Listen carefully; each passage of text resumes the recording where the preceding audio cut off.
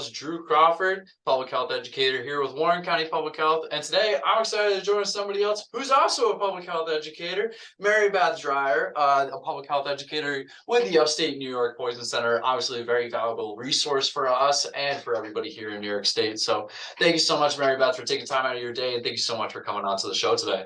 Yeah, it's great to be here. Public health education rules, right? Absolutely, right? So, before we kind of talk about, obviously with the Poison Center, we're probably going to talk about Poison Prevention Week. It's going on in November. Sorry, not November, March. It's going on in March. It's one of the weeks here in March, and obviously it's a very big deal, and it's something that we're seeing a lot more of, especially here in our county, and I'm sure you guys are seeing an increase as well. But before we kind of talk about poison prevention and things of that nature, if you wouldn't mind kind of introducing yourself, what are some of your credentials, any fun facts, just a little bit, just something to get to know you a little bit more. All right, great. So my name is Mary Beth Dreyer. I've been with the Upstate New York Poison Center for 15 years. I've been in the public health field for about 25, 26 years. It's a great field, lots of changing things happening, trends. Find little kids like to do all sorts of crazy things. But fun fact about me, I was born on leap year. So really I'm only 14 years old. So that's a little fun fact I like to share with people. A lot of people are like, oh, I never met anybody. So that's a little interesting fact about me. But yeah, I'm happy to be here, talk about the Poison Center, share some things that we're seeing, and help your audience prevent poisonings.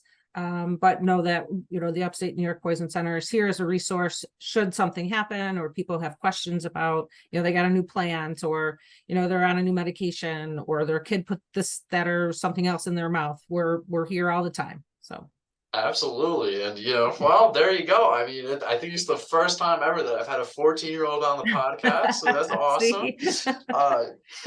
Obviously the SUNY Upstate, the Upstate New York Poison Center is something very, very valuable to us. We call you guys quite an awful lot. We're obviously talking for a decent amount of time. We always see things down here that we always ask. And, we're always asking you guys for materials and push things out here. And you guys are obviously a very, very valuable resource, not just to us as an organization, but also to us as a community, obviously being free to call for, any of our poison prevention questions and poisoning questions and things of that nature. Obviously the poison hotline, very, very valuable resource. So let's talk about poison prevention. One thing that we see an awful lot of, unfortunately, as of right now, is we're seeing a lot more of this. We're seeing a lot more of THC gummies, the edibles, and all of these things. And it seems like whenever you turn on the news, there's always news about kids bringing in these gummies and they ate some or they brought them into school. I know that's happened to us quite a few times here in this county, where people have brought these things into schools. So how do you kind of prevent children who love to put things in their mouth, that are morbidly curious individuals? How do you prevent them from being so curious about things that are potentially harmful for them? Right. I mean, whether the topic is cannabis or if it's medication, if it's a household cleaner, or if it's a hand sanitizer, if it's bleach, if it's a laundry pod, the first and foremost thing we can do is proper storage. We want to make sure that a couple of things with storage. We want to make sure that things are kept in their original containers. We want to, with their child safe locks, they're not completely child proof, but child safe, child deterrent. We want to keep them in those original containers. We want to store them up, out of sight, out of reach of little kids. So we want to be sure that we're storing them up and away. We want to make sure that they're in their original containers. And lock boxes, we're really trying to encourage people to use medication lock boxes.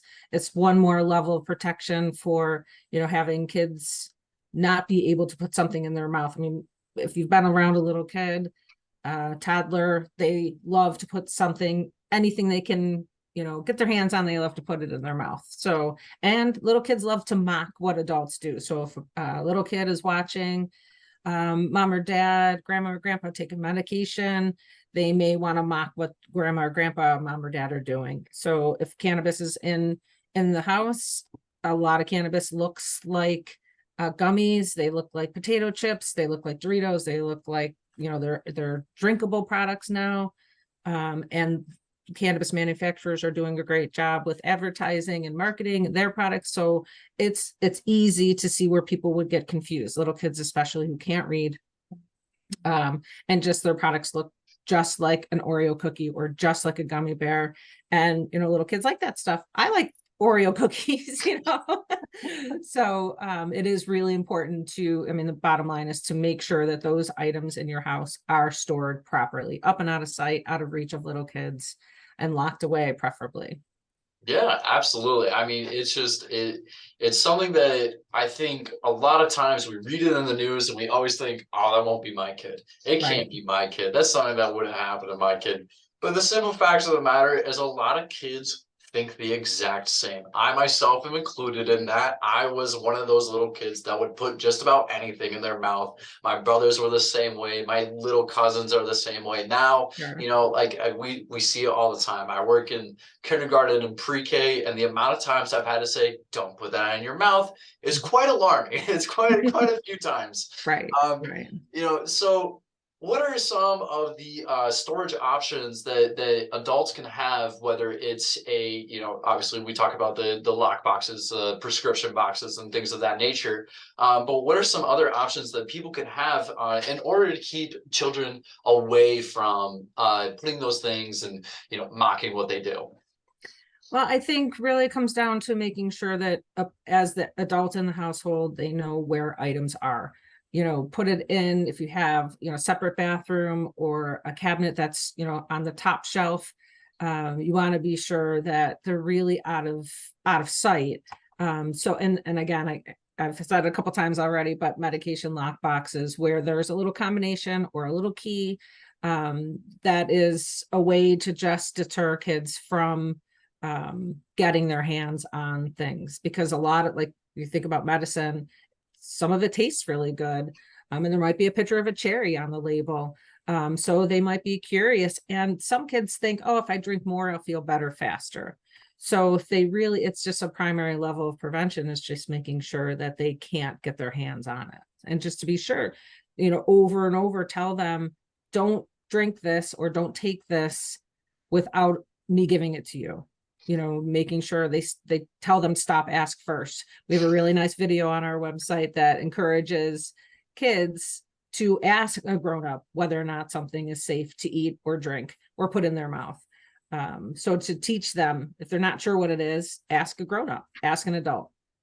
Absolutely. When we go into schools and we talk about poison prevention, that's the number one thing that we always tell children: stop and ask an adult, stop and ask a grown-up, stop and ask somebody. And it seems really simple for us, but for a child, it's something that they really probably didn't think about. They're like, oh, but I saw so and so do this, so it must be okay to do. And kind of having that ability to say, nope, that's not okay to do. You have to make sure that you stop and you ask a grown-up. Obviously, it's a very, very big thing. Now, we've been saying that there's kind of been an increase. It feels like whenever you turn on the news, there's always news about a child getting into it, a child doing getting into things that they probably shouldn't have gotten into. And so, with that, have you guys seen an increase in the in certain types of calls that you're getting, whether it's children taking medication, whether it's children obviously consuming the cannabis gummies like we talked about? What kind of calls are you guys seeing, and is there an increase in calls overall that you're finding? Yeah, that's a good question. The Poison Center, we cover the 54 counties of upstate New York, so quite a large coverage area of New York State. And we have about 50,000 phone calls every year. And we track, and we love data, and we love to see what the trends are. And we just released our 2022 data, and what we're finding for kids under 5, which I think is kind of the population that we're talking about. I could share obviously for all populations, but for under 5, what we're finding is the household cleaning products. That's the first most frequent type of phone call that we get. The pods, the laundry pods, bleach, cleaning products like that. So those are just a couple examples of the household cleaning products. We also get a fair amount of calls for personal care products, and that could be the hand sanitizers. I mean, we think about, those are everywhere around, especially the last couple of years with COVID. Everybody was using them, and they did serve their purpose. But sometimes, again, little kids like to put things into their mouth, or a parent might call because a child was using it and it splashed in their eye, or their hands are still wet and then they ate something and it tasted funny, so parent calls. And we would encourage parents to make those calls just to be sure. It also covers things like wipes. If you think about the wipes that are available, the cleaning product wipes, dusting wipes, but then we also have like wipes for baby wipes that parents might use to wipe a child's mouth. So there might be confusion. Parents are tired, they're busy, they have a lot on their plate. They could accidentally grab a Clorox wipe to wipe a child's face off, and oh my gosh, that could be a problem for a little kid too. And again, reason for a call, certainly we would encourage parents to call for that. So household cleaning products is one, personal care products is number two, analgesics is number three, and that's any sort of painkiller. When we were, again, COVID led to some shortages of children's Motrids and children's Tylenol. So parents were left to maybe experiment or try different things that might work for their kids. And a lot of cough and cold medicines have acetaminophen in them. So I would encourage parents to make sure that they read directions when they're giving their children any sort of painkiller, just to make sure that the dosage is correct and that active ingredient is important to know. So that's number three. I have two more to go. So number four is a foreign object, and that could be anything from a battery to a toy, to a silica gel pack that comes in like a new purse or a new pair of shoes, and it says clearly "do not eat." So what happens? Parents find something like a silica gel in their kid's mouth and panic because it says clearly "do not eat." Luckily, there's not toxicity in there. It's more of a choking risk, choking hazard. But again, encourage people to call should that happen, to talk to a specialist that would answer the phone call. So that's number four.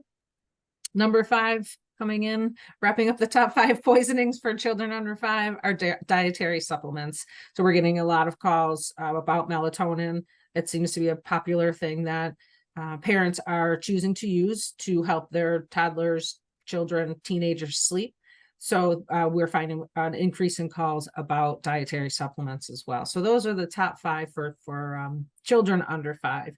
But generally would encourage a parent to call about anything. Little kids, like we already talked about, they put things in their mouth.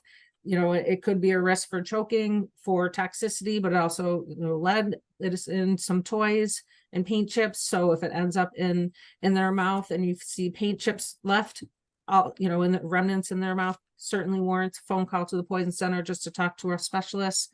Be sure that the child doesn't need any further care. So again, whatever happens in your house, we're a 24/7, 365 operation, have specialists ready to answer phone calls. We're free, we're confidential. So if something happens in your house, I know a lot of people like to run to the internet and Google, my child ate, fill in the blank, but we're a phone call and we're there. We would encourage people to call us versus running to the internet, because as we know, not everything that we read on the internet is true. And there's nothing like talking to a person that kind of calms you down and gives you proper information for the next steps that you might need to take for your kid. Yeah, absolutely. And I think it's always way easier to kind of talk to a person and really explain kind of what happened, Right. not just my child ate a lot of paint, or something like that. The paint was a good one that you brought up. One thing that obviously we encourage here is obviously getting your home tested for lead from paint chips and dust like that. And obviously if having a high exposure to lead when you are a younger child can lead to developmental issues and things of that nature. So obviously making sure that you are testing your home for lead and doing those things. And one thing that you brought up, and I think it's a very, very good thing to bring up for a lot of people here. I myself know an awful lot of people who use melatonin. What kind of if you don't mind me asking, kind of what kind of effects can happen to a child that consumes melatonin or consumes things that necessarily aren't supposed to have in their mouth? You know, what can happen, and what are some of the effects that can happen to these children? Well, first off, I would say, to be sure that you've had a really good conversation, thorough conversation with your primary care, your pediatrician, before you give your child any medication. If it's, dietary supplement or an over-the-counter cough and cold medicine, talk to your pediatrician. It's really important. I personally am not a physician, so I can't give healthcare medical advice, but I can say, pediatricians are definitely the experts. They would want to walk you through and talk to you about the pros and the cons about dietary supplements or any kind of medication, especially with the dosage. And, dietary supplements are not regulated by the FDA. So it's important to know, what it is that you're giving your child. So I would recommend people talk to their primary care provider, their pediatrician, prior to taking a dietary supplement, or, like I said, any other over-the-counter medication. Absolutely. As you know, we're kind of talking, it always seems like there's a little bit of a barrier to addressing poisonings. It's always very hard to kind of tell a parent, hey, listen, your child's gonna put something in their mouth that you definitely don't want them to do, and you're gonna have to put these things in areas that may be a little bit inconvenient for you, but definitely keep your child safe.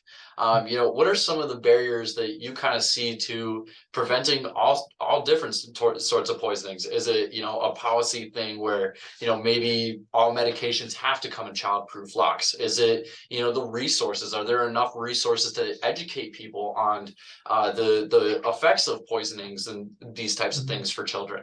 What are some of the barriers that you guys are kind of seeing? Well, that's a good question. I think really when you think about poison prevention and the word prevention itself, you really want to avoid having a poisoning happen in your house. But kids act fast, poisonings happen fast. Again, I would encourage people to making that phone call versus, I'm just going to wait and see, or like I said before, going onto the internet.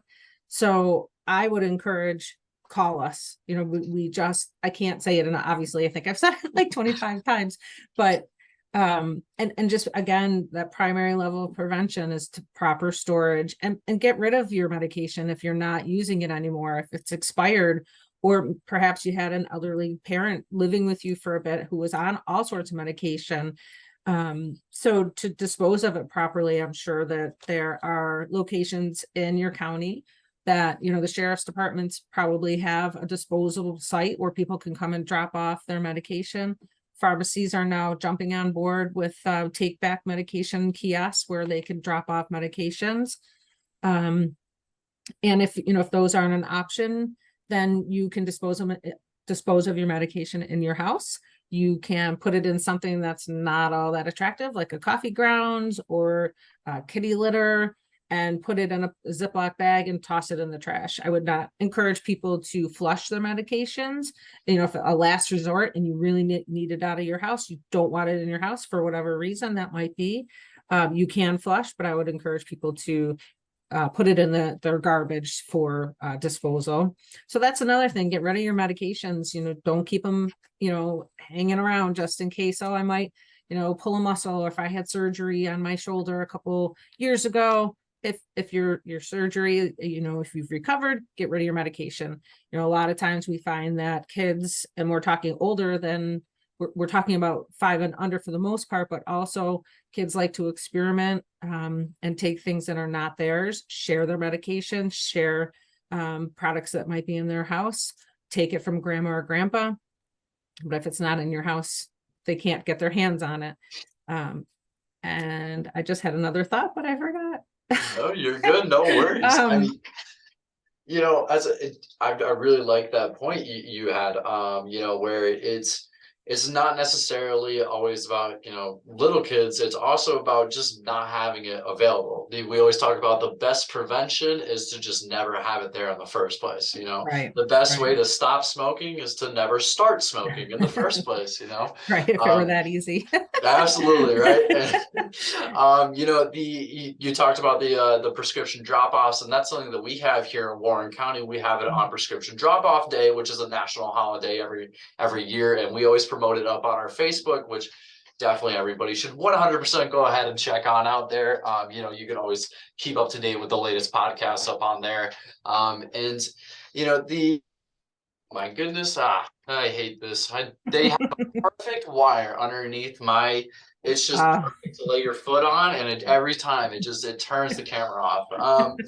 You know, is there you know, obviously these there's certain demographics that have different reasonings for, you know, taking these medications or having these poisonings and things of that nature. You know, with for little kids, most of the time they're just curious and putting things like that is, you know, are you finding, is there a policy issue as far as what these medications kind of look like? Could that have an effect on, you know, for these children? I know for somebody, you know, for a really long time, bright colors was the really big thing for children. Children really like bright colors, and you mhm, know, Tide Pods have really big colors, and they're nice and squishy, and they're, you know, for a lot of kids, they're an awful lot of fun. mhm. So you know, could that possibly have an effect on, you know, having children go to those things? You always talked about, you said, you know, making sure they aren't as appealing, putting your pills in, you know, the coffee grounds or things of that nature. Could changing the colors and the labeling of these packaging affect how often children accidentally poison themselves? Sure, that could definitely play a role, and child safe tops haven't always been around. So that was a big accomplishment. The poison centers nationally were involved in making sure that consumer product safety, working together with members of the Consumer Product Safety Council, to be sure that anything that could cause harm had a child safe lock, but they're not always, 100% safe.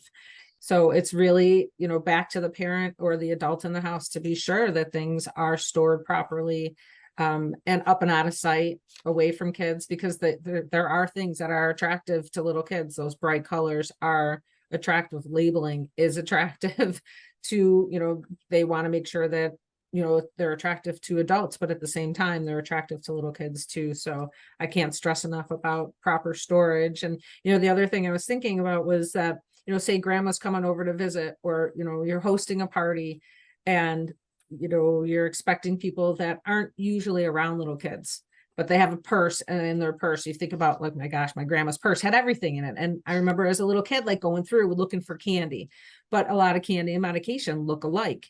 So it is important for grandma to realize, or you as a parent, or you as the host that's having people at your house, to be sure that people put their purses, or if they're spending a fair amount of time with you, there any sort of medication or products that could cause harm to little kids, have them store things properly and up and out of sight. Put it on a hook, put it in a storage cabinet, put it under, put it in a place that a child might not get. So there are a number of things that we can do to prevent poisonings, to be sure that your house is safe. If you're having a party or an event at your house that has alcohol, again, be sure that it's not left unattended. And the next morning, there may be some leftovers hanging around on your tables, and some, half empty cups that have alcohol in it. And, if your child gets up first and might think that's juice and accidentally drink it, but it's alcohol, it contains alcohol. So there's definitely some things that we can do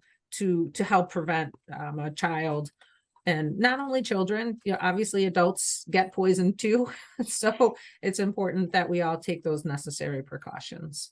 Absolutely. And I think the biggest resource for us, and it's actually something that I work at the Six Flags Great Escape on the weekends. Mhm. And it's actually something that we are trained on. It is something that we receive training and certification on, is on recognizing signs of poisoning, and most importantly, recognizing your number and who to call as during the event of a poisoning, and during the events of all sorts of different things when people start putting things inside of their mouth. And so with that, if you wouldn't mind, you talked about the hotline for a really long time. How do people get a hold of you? How do people find you and your number? Yes, our number is 1-800-222-1222. And just to repeat it, 1-800-222-1222. And I would encourage people to put it right in their cell phone, save it as a contact, put that 800 number right in their cell phone, because it is the same phone number wherever you are in our country. So if you're, going across the country for, a camping trip, or you're going south to see grandma and grandpa, or you're just going on vacation, and something happens, you mix up your medication, you get sun poisoning, you get food poisoning, you're starting a new medication, you're having a side effect, you're not quite sure what it is, you can call us. We are always open 24/7, 365. So, and we have specialists, people who are trained RNs, physicians, and pharmacists that answer the phone call. So we have experts that have national certification in poison specialists who answer your calls. So again, don't run to the internet, run to your phone. Everyone, I should say everyone, but most people have cell phones. So I would really encourage people putting that phone number into their cell phone as a contact. And we're not just for little kids. A lot of people think, oh, if I go to a health fair, or if you've been at a health fair or an event of some sort in the community, people walk right by me. Oh, I haven't. Oh, thank God my kids are little.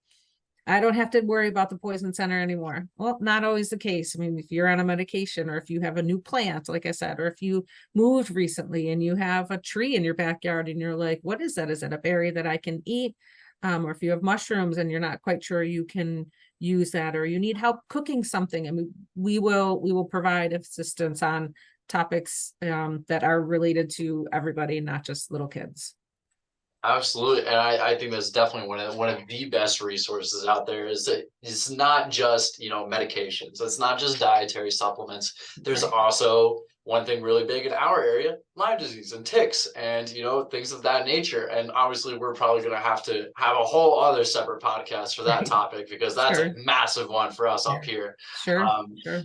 But not only just that, but there's also lead poisoning. There's a lot of things that you shouldn't be putting into your body, and a lot of questions people can have. And having you guys out here for us and for the community, it's really beneficial for everybody. I myself have called more than a few times, to ask questions and ask Sure. about this, that, and the other. And it's always a great time calling you guys. Everybody is always super calm, even when it's not the calmest of situations. Right. Right.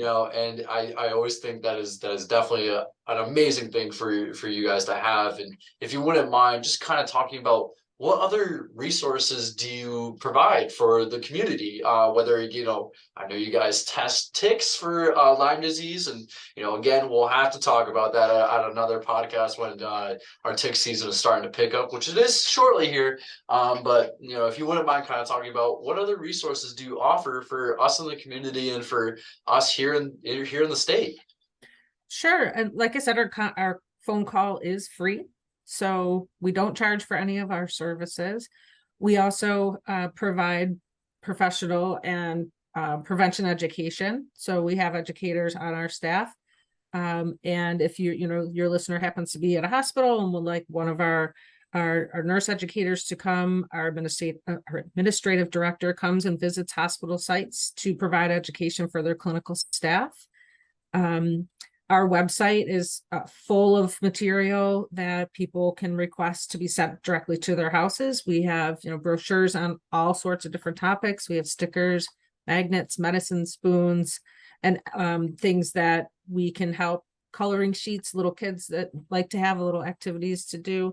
So I would, our website is upstatepoison.org. I would encourage people to visit that.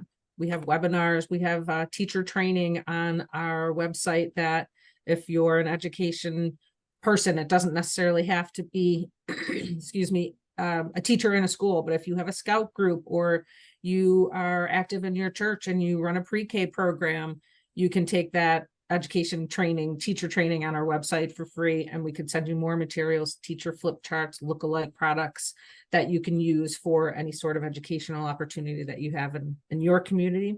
So our resources are endless. And I would said, always call us, but visit our website as well. Absolutely. And that's one thing that I absolutely love visiting your website for. I'm not gonna lie, I have definitely stolen some of the handouts and the worksheets that you guys have up on there. Definitely stolen it and handed it out and said, oh my goodness, look at all the great things that we have here in Warren County. Yeah, we appreciate that. We don't see it as stealing. That's great. Please steal our material. That's excellent. Definitely. And it's definitely a really big topic, and we always we definitely hear calls, and like I said, you always read something on the news about people putting stuff in their mouth that they're not supposed to put into their mouth, and it's definitely something that we're seeing an increase in, and it's not always life or death, but most of the time, sometimes you're just curious, hey, does this have any effect? Should I be giving this to my child? If you don't know, I highly recommend go ahead and give a call. And I think one thing that you pointed out, which was really important, was the dosage. Reading the instructions. Read the instructions. I know, as somebody myself, there are times when I sit there and I go, oh, I know how much I can take. I've been taking this for forever. I know how much I can take. Go ahead and read it. Double check. Make sure you're safe. It's better to be safe rather than be sorry. Are there any, as we're kind of wrapping up here, is there anything in particular that we didn't quite get to touch upon that you would really like to address, or anything that we kind of brushed the surface on that you would like to delve a little deeper into? Well, you mentioned it right in the beginning, but Poison Prevention Week is the third week in March. It's March 19th through the 26th. So I would encourage anybody to, share maybe one thing, two things that you learn by listening to this podcast, and tell your friends, save the phone number in your cell phone, and encourage them to give us a call. So that would be just one extra little tip, that, if they're on social media, we're on social media as well. So they could look for us, follow us, and share our posts. That would be a great way to kind of share our message of prevention. But again, share or save that phone number in your contact, that 1-800-222-1222 as a contact, and encourage your, babysitter, a grandparent, a neighbor, somebody who may be, needing that phone number in the future. And then share our information. We unfortunately can't be in every county throughout New York State. So I would love anybody listening, other people, colleagues that you might have, neighbors that you might interact with on a daily basis, help us by sharing our information, because most poisonings are preventive. So, again, we could kind of join together in the poison prevention cause. We really like to lean on people who are, listening, and our friends, our collaborators like you, Drew. Appreciate you having me on and sharing our message, and just being our boots on the ground in counties that we can't necessarily be in on a day-to-day basis. Yeah, absolutely. And I mean, once again, you guys are an outstanding resource, I think, for everybody in the county. I like what you said, if you have a babysitter coming over, or, just writing it down, stick it up on the fridge. You never know when you are going to need it. And again, we don't choose when emergencies happen. They just happen. And you have to be prepared, and you have to be able to stay calm and know what to do in that situation. So making sure, one thing that I love that you guys have given us definitely nice big stack of, or the little magnets that have your number on them. So you can just take them, put it up on the fridge, and just leave it there. You know, it's a great resource, and it's definitely something that, you know, I think a lot of people don't really think about. You know, they always think about, okay, the babysitter's coming over, I gotta tell her when dinner is, I gotta tell them it's bedtime, maybe the screen time, you know, things of that nature. But you also have to be prepared to tell her, hey, in case anything goes wrong, here's my number, here's the poison prevention number, here's what you should be doing, and here's what you can do. You know, that's obviously a very big thing. You know, you never want to wait, you never want to leave it in doubt. You know, thank you so much for everything that you guys do. The Poison Prevention Hotline is amazing resource for everybody here in the county, and for everybody really here in New York State. So thank you so much. It's been an absolute pleasure for talking to you. Excellent. Thanks so much for having me and for helping us by sharing our information. Appreciate that. Absolutely. And once again, for everybody that has gotten to the end of this podcast and they're thinking, oh man, I already forgot the Poison Prevention Center hotline, it is 1-800-222-1222. That is 1-800-222-1222. And thank you so much. I'm your host, Drew Crawford, here with Mary Beth Dreyer, a public health educator, with me, another public health educator, on our podcast here, the Just for the Health of It podcast. Thank you guys so much for listening. Be safe, be healthy, and we'll see you all here next time.